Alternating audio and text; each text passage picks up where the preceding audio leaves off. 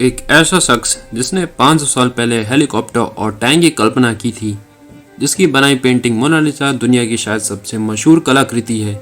एक ऐसा शख्स जिसके बारे में कहा जाता है कि उसने पश्चिमी सभ्यता को नया जन्म दिया। वह लियोनार्डो डा विंसी असल में कौन था, कैसा दिखता था और कैसे काम करता था, हम इस बारे में बहुत कम जानते हैं। यूँ तो कलाकार अपनी कला के जरिए जाने जाते हैं, अपनी कृतियों में हमेशा जिंदा रहते हैं, लेकिन लियोनार्डो डा विंसी के बारे में आम लोगों के बीच कोई खास जानकारी नहीं है, सिवाय इसके कि वो एक मशहूर पेंटर थे। Painter, writer, inventor, sculptor, musician, Leonardo da Vinci Italy के मशहूर इंसान थे। उनके साथ ये प्रॉब्लम नहीं थी कि वो काम शुरू नहीं कर पाते थे, बल्कि वो अपने काम को समय पे ख़त्म नहीं कर पाते थे। ज़्यादातर लोग उन्हें एक पेंटर के रूप में जानते हैं, जबकि उन्होंने सिर्फ 20 पेंटिंग्स ही बनाई थी।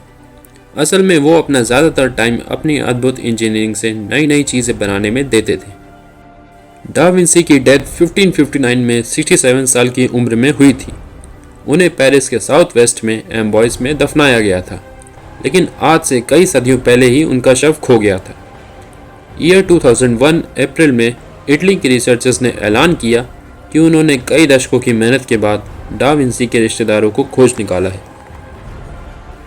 अब उन रिश्तेदारों के डीएनए की मदद से वैज्ञानिक डा विंसी के बारे में पता लगाने की कोशिश कर रहे हैं, लेकिन सिर्फ यह डीएनए ही काफ़ी नहीं होगा।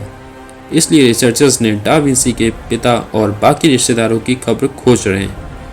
एम्बॉयस में जहां विंसी को दफनाया गया था, वहां एक चर्च में कुछ अवशेष रखे हैं। दावा किया जाता है कि ये डा विंसी के ही अवशेष हैं।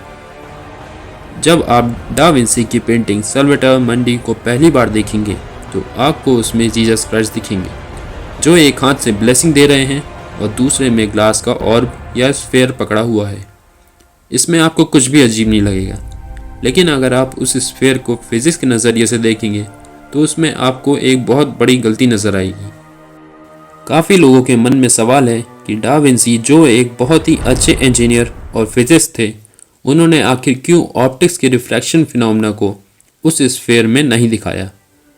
डा विंसी, जो कि बहुत ही डिटेल तरीके से अपनी पेंटिंग्स को बनाते थे, उन्होंने आखिर क्यों इस डिटेल को अपनी पेंटिंग में शो नहीं किया। डा विंसी के पास एक बहुत ही अनोखा टैलेंट था, वो था उनका राइटिंग स्टाइल। वो हमेशा पेज के लास्ट से लिखना शुरू करते थे और राइट टू लेफ्ट मूव करते थे। उनकी आखिरी लाइन पेज के फर्स्ट लाइन पे ख़त्म होती थी। काफ़ी रिसर्चर्स का मानना है कि डा विंसी की ये टेक्निक वो अपने काम को सीक्रेट रखने के लिए यूज़ करते थे। न्यूरोलॉजिस्ट का मानना है कि उनकी ये आदत उन्हें बचपन से ही थी, लेकिन वो बाकी लेफ्ट हैंडेड लोगों से बिल्कुल अलग थे। अब बात करते हैं डा विंसी की सबसे फेमस पेंटिंग मोनालिसा की। इस पेंटिंग को बनाने में डा विंसी को 4 साल लग गए थे। हम सभी उस पेंटिंग में प्रेजेंट की गई लेडी को मोनालिसा समझते थे, लेकिन सच्चाई बिल्कुल अलग है। कुछ ऑथर्स ने अपनी रिसर्च में लिखा है कि पेंटिंग में दिखाई गई औरत डा विंसी की माँ कैटरीना हो, तो वहीं कुछ ने लिखा है कि वो डा विंसी की सिस्टर बायनका है। लेकिन कुछ रिसर्चर्स ने कंप्यूटराइज कंपैरिजन के बेसिस पे ये माना है कि वो लेडी कोई और नहीं बल्कि खुद डा विंसी का बनाया हुआ सेल्फ पोर्ट्रेट है। डा विंसी की पोर्ट्रेट पेंटिंग्स की एक बहुत खास बात थी, उनके पोर्ट्रेट्स का फेस पोस्चर बहुत ही अलग होता था। वो हमेशा उन्हें एक नेचुरल और रियलिस्टिक तरीके से रिप्रेजेंट करते थे।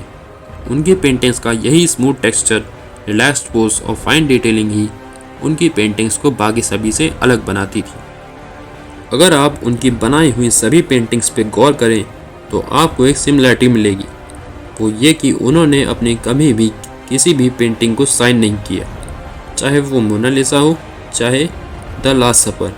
उनका नाम किसी भी पेंटिंग में देखने को नहीं मिलेगा।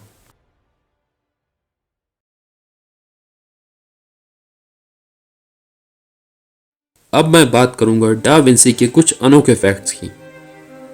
सीजर्स की डिस्कवरी डा विंसी की सबसे कंट्रोवर्शियल डिस्कवरीज में से एक थी। डा विंसी के डिस्कवर करने के कई दशकों के बाद रिसर्चर्स ने इसका सही यूज समझा और बाद में आगे चलकर डा विंसी के डिज़ाइन को यूज करके साइंटिस्ट ने सीजर्स को फाइनल लुक दिया।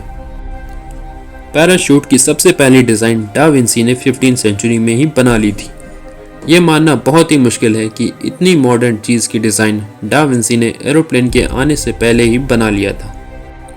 एक आर्टिस्ट होते हुए डा विंसी को टोपोग्राफी में बहुत इंटरेस्ट था। 1487 में उन्होंने एक एवरेज इंसान की एनाटॉमी को उसी मेजरमेंट से बना लिया था जिस मेजरमेंट से 513 साल बाद साइंटिस्ट ने मशीन को यूज़ करके बनाया।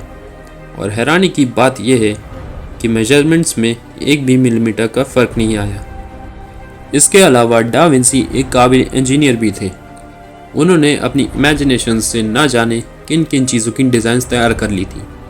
2001 में उनके डिज़ाइन को यूज़ करके यूके में इंजीनियर्स ने एक ऐसा ब्रिज बनाया जिसका रेनोवेशन आज तक नहीं किया गया है और वो आज भी 20 साल पहले जैसा ही है।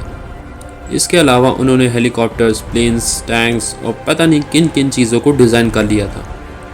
आज के टाइम के इंजीनियर्स जब उनके डिज़ाइन को पढ़ते हैं तो उन्हें भरोसा नहीं होता है कि ये डिज़ाइन 500 साल पहले ही बना दी गई थी।